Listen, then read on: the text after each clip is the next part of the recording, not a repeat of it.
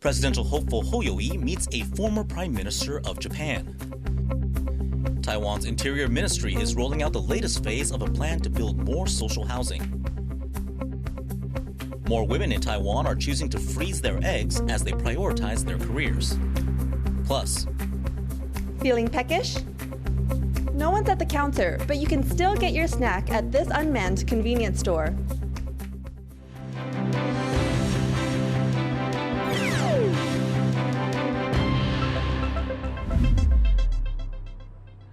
hello and welcome to TaiwanPlus News. I'm Eric Gao. Kuomintang presidential hopeful Hou Yu-ih has met with Japan's former Prime Minister Taro. It's part of the Taiwanese opposition candidate's push to boost his foreign policy credentials ahead of next year's vote.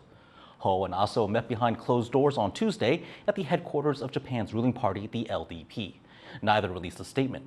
But earlier that same day, Hou told senior LDP politician Hagiuda Koichi that his visit was about securing peace in the Taiwan Strait.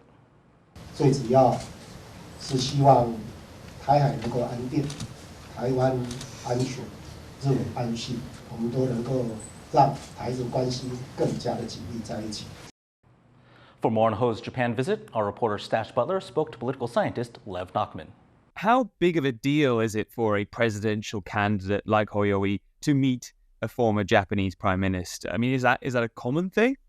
The fundamental issue that people in Taiwan vote on is relations with China. And part of that connection is how Taiwan conducts itself internationally and who its most close allies are. And in Taiwan's context, that's the United States and Japan. So it's a fundamental part of every presidential campaign to demonstrate that you're able to not just maintain good relations, but also try to further relations with Taiwan's two key allies. When you have someone like Hou, who is not well known for foreign policy, and not well known for his diplomacy efforts, it's particularly important for someone like him to make these trips, not just to demonstrate domestically that he has the foreign policy chops that a president needs, but also to reassure Taiwan's allies like Japan and like the United States that he's willing to put in the work and effort to be seen as the sort of key foreign policy player that a Taiwanese president ought to be seen as. You know, is your sense that voters do care about these trips and, they see Hou Yu-ih going to Japan, they think, there's a future president, there's a statesman? I think it most certainly matters, especially to likely more moderate voters. So obviously, how the KMT and Japan's relationship has developed over the years has gone up and down. It's not that the KMT has bad relations with Japan by any means. But, the closer that Japan got with the DPP, I think it's now required of the KMT to make some sort of compensation effort to try to show that they can also maintain robust relations with Japan as well. Hou Yu-ih, the KMT candidate, is a current mayor of New Taipei. Ko Wen-je, another candidate, he's the former mayor of Taipei. So these are both kind of regional level politicians, whereas Lichings, the ruling party candidate, is the sitting vice president. So he's a national level politician with, good excuses to go and visit lots of different countries at various different points in time. Is that an advantage for him and a disadvantage for the other two? Most certainly. I mean, this is the challenge of running as a mayor without any sort of vice president or foreign policy experience that Ko and Hou both lack, is the need to show that you can be a diplomatic president. I mean, that is the president's perhaps most important job, especially in Taiwan's context, is to be able to be an internationally minded leader. And William Lai is able to, at the very least, say that as vice president, he has more experience than Hou and Ko, which is just sort of qualitatively true. He's been vice president for the last 4 years. And so it's really a matter for Ko and Hou to show that they can also, enact on these sort of diplomatic missions as well, and that they can also match William Lai in his foreign policy chops. I think it's now just a matter of showing whether or not they can actually do that. That was political scientist Lev Nachman speaking to Stash Butler. Meanwhile, arrival dates and stopover locations have been released for Vice President Lichings' upcoming trip to the Americas. Lai, who is the ruling party's presidential candidate, is set to leave Taiwan on the 12th. He'll transit in New York before arriving in Paraguay on the 14th. He'll attend Paraguayan President-elect Santiago Peña's inauguration the next day. After that, Lai will transit through San Francisco on his way back to Taiwan. In international news, former U.S. President Donald Trump has been charged with trying to overturn his loss in the country's 2020 election. The U.S. Justice Department indicted Trump on Tuesday. He's accused of conspiring to defraud the country and of trying to obstruct Joe Biden's certification after Trump lost the vote. Tuesday's charges are the latest in a growing list of legal cases against Trump. Others involve his alleged mishandling of classified documents and of covering up hush money payments to an adult film actress. Trump is currently the frontrunner for the Republican nomination in the 2024 presidential race. Trump has called the charges ridiculous. He is set to appear in a Washington, D.C. court on Thursday. The Move Forward Party, which won the most votes in Thailand's recent general elections, has been ejected from a coalition planning to form the next government. The announcement was made on Wednesday by the runner-up Phua Thai Party. Phua Thai are now seeking enough support from MPs and military-appointed senators for their candidate, Seththuphasin, to become prime minister. This comes after Move Forward's leader, Pita Limjaroenrat, failed to secure enough votes in parliament and was suspended as an MP. Back in Taiwan, a military officer has been detained for allegedly selling secrets to China. Lieutenant Colonel Xie from the Army's Aviation and Special Forces Command was taken into custody on Monday. He is accused of leaking classified national defense information to China. Investigators say Xie also tried to recruit active and retired military personnel for his operation. Prosecutors have applied to hold Xie incommunicado over concerns that he could collude with accomplices. The presidential office has condemned the spying. 像这样的事情，背叛自己的袍泽，背叛自己的国家，他应该要受到法律最严厉的制裁。 The government has announced plans to build more affordable housing for both older and younger people. The scheme will allow seniors to move to public housing while renting out their old homes at a lower cost. Bing Wang reports. Taiwan's Interior Ministry is rolling out the latest phase of a plan to build more social housing and to make homes more affordable. Over the next 3 years, Taiwan will see 80,000 new units, like these ones, built for its older citizens. The goal is to build a total of 200,000 across the country.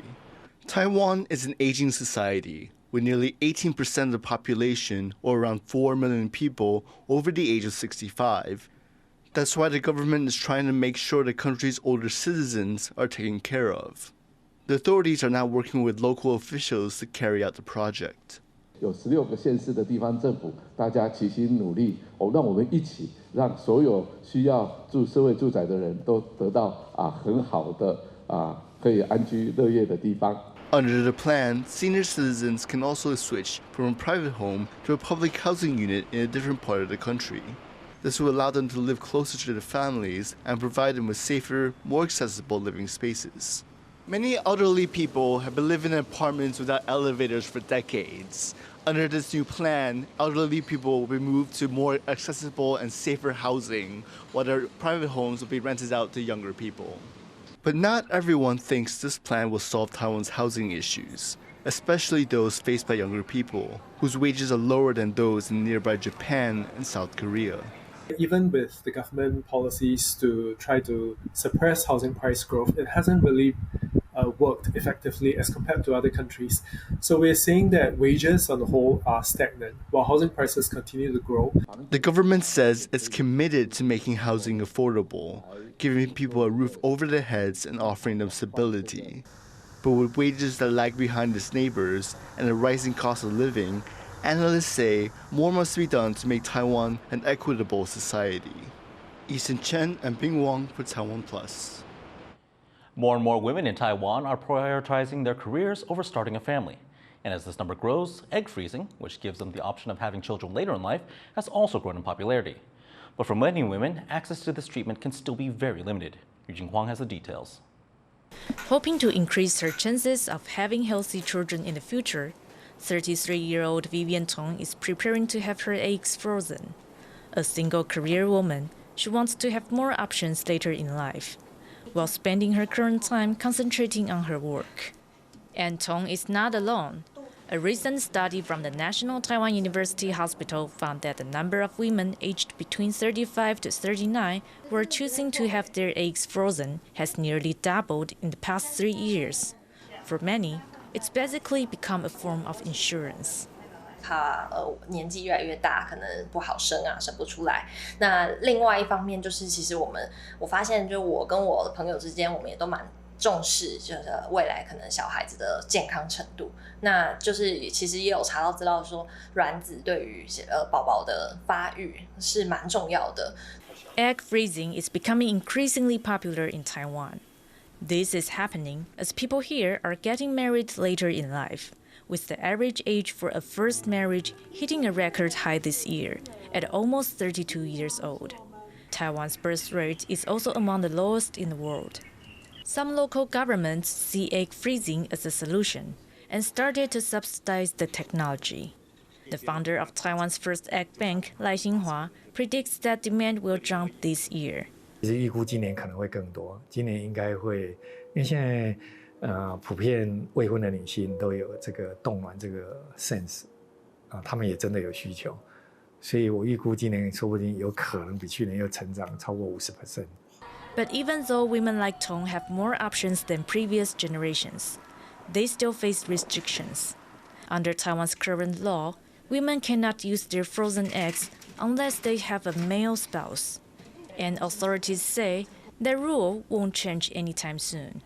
还要再审慎评估，因为毕竟这个会涉及到不同的这个议题啦，哈，包括伦理啦，还有这个医疗啦，哈，还有法治面啦。Although there are still limits under Taiwan's law, Tong feels a lot more secure with her future options expanded. And a lot could still happen in the next few years, whether she's able to find a life partner or if Taiwan adopts more progressive policies. Clive Wang and Eugene Huang for TaiwanPlus. A new automated convenience store is putting the latest tech to the test. From infrared sensors to AI-powered cameras, Joyce Zeng gives us a tour of the store. Walking around Taiwan, you're bound to see plenty of convenience stores, sometimes all in a row. But those in the country's northern Hsinchu city can now grab and go at Taiwan's first fully unmanned one. All you need is your phone and the store's app to tap in. Though Taiwan has already rolled out a couple of digitalized stores, this X-Store 7 is the first to operate independently without assistance from an adjacent unit. It was designed by the nonprofit Industrial Technology Research Institute in collaboration with convenience store chain 7-Eleven. The X-Store uses several new technologies, like these AI-powered cameras in the ceiling. When customers walk in, the cameras mark and track them around the store. 但是我们的追踪不是放在脸上，我们是从头顶下来，所以这件事情其实你的隐私实际上是被保护的。That's not the only new tech application. These shelves are fitted with cameras and weight sensors. When you reach in to take an item, your hand blocks these lights' path. That signals to these cameras to start recording. And then these weight sensors will also track what you've taken. 你希望知道的事情是，到底是谁拿了什么东西，而且这东西拿了几件。好，这三件事情要同时被实践，你的技术才会实践。These digital tools are handy, given Taiwan faces a critically low birth rate. The country is already seeing labor shortages, especially in the service sector.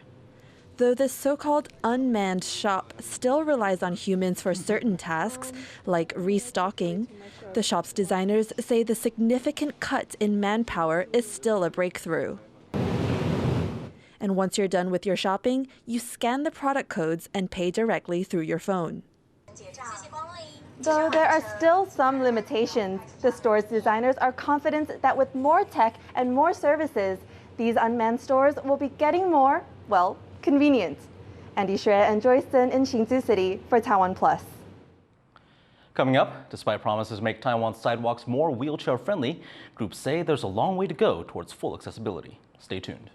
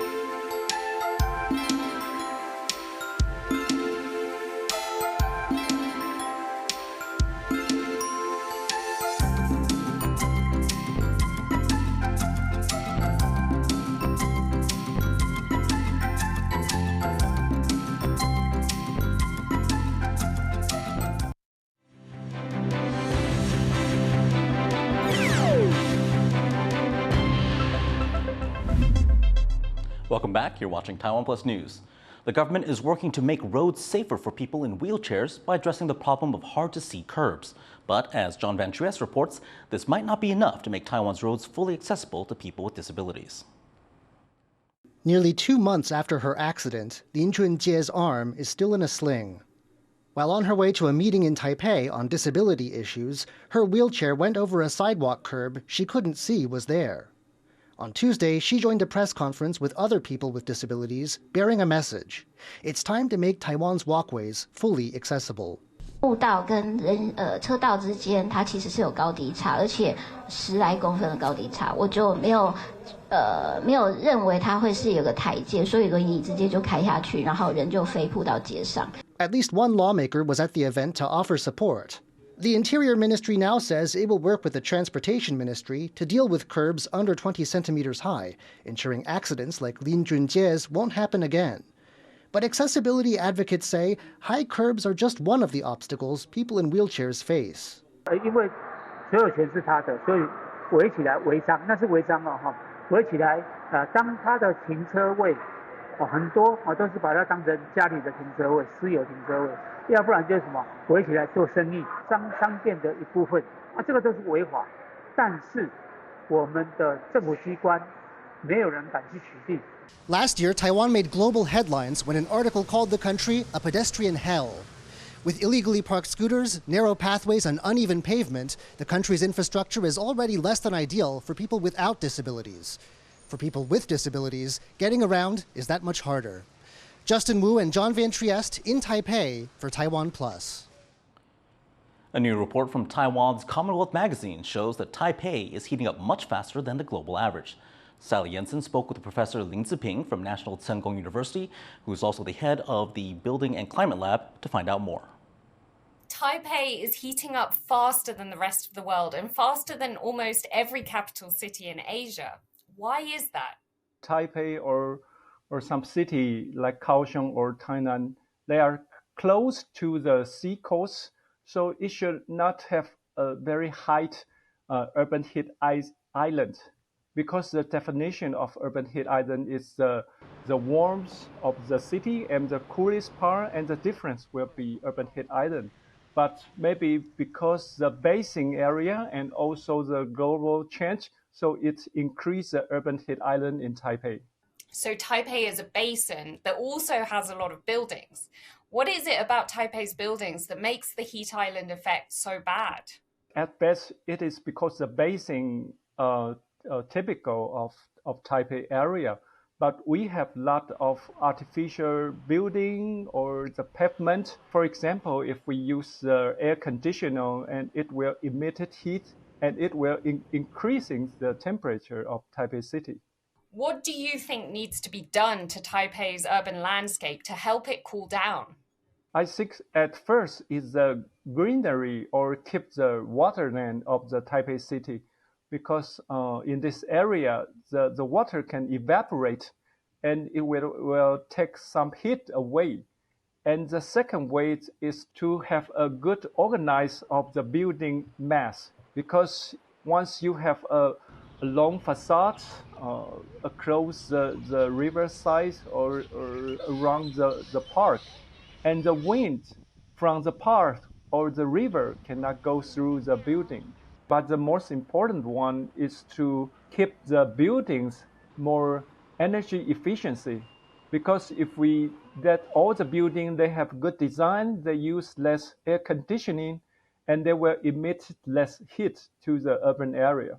We're seeing similar trends in other cities around the world. Is this something we should be worried about? Because for some cities in the middle of the United States, like Arizona, they will have like 10 degrees of difference between warmest part of the city and the coolest part of the city. But Taiwan is not like that condition. But we should be worried about, because in Taipei, for example, in Taipei, we have a basin area and we have a lot of artificial material, and coupled with climate change. So I think we are facing more and more serious problems in the future. That was Sally Jensen speaking with Professor Lin Ziping, the head of National Tsinghua University's Building and Climate Lab. One person has died in Okinawa, Japan, following strong winds and rain caused by Typhoon Kanun. Hundreds of thousands of people were left without electricity there after falling trees took out power lines.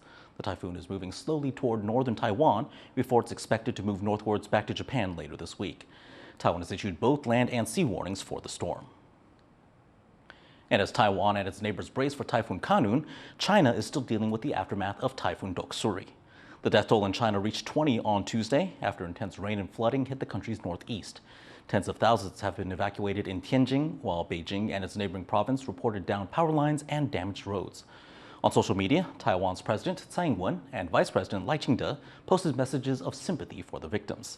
Chinese state media reports that the Beijing government is setting aside around $15 million for rescue work in the affected areas. Dengue cases in Taiwan this year could top 1,000 by the end of the week. That's after more than 200 cases were reported last week alone. Taiwan South has been battling outbreaks of the disease this summer. Authorities there have been spraying chemicals to bring down the number of dengue-carrying mosquitoes. There are now fears that the insects could breed in standing water left over from recent heavy rains, leading to even more cases. Today is Earth Overshoot Day. It's a major event on the climate calendar, but what is it exactly? Sally Jensen explains.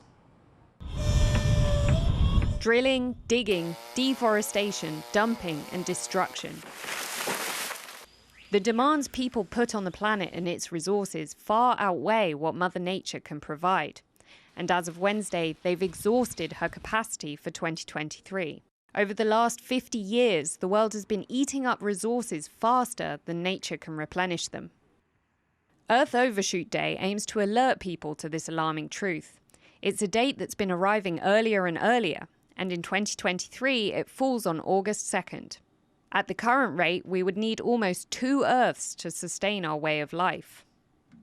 It's a point of concern for the founder of Global Footprint Network, the organization that calculates Earth Overshoot Day. The Earth has a lot of stock, so we can deplete Earth for some time, but we cannot overuse it forever. It's like with money. We can spend more money than we earn for some time until we're broke. Each country has its own Overshoot Day, and Taiwan's is even earlier than the rest of the world's, which means it's consuming resources and polluting at a faster rate than everywhere else.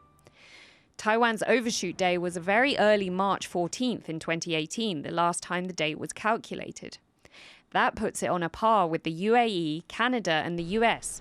Meanwhile, China's Overshoot Day for 2023 is June 2nd, and Brazil's August 12th. This shouldn't come as a surprise, given how quickly Taiwan has developed over the decades. But its vulnerability to the effects of this overconsumption, including the climate crisis and biodiversity loss, mean Taiwan may need to do more to push its Overshoot Day back. Alex Chen and Sally Jensen in Taipei for TaiwanPlus. Long before the days of instant messaging, the humble pigeon was a way for people to communicate with each other over long distances. And as Vong Young reports, Pigeon Post is still alive and well in India. One of the oldest means of sending messages, Pigeon Post. Before modern communication, homing pigeons would be used to carry messages between police stations in remote regions in India, a custom dating back to the British colonial era. Messages would be written on light paper and placed in a copper or plastic capsule. These would be tied to a pigeon's leg before the bird set off for its destination. This building in Cuttack in the Indian state of Odisha houses over 100 Belgian homing pigeons.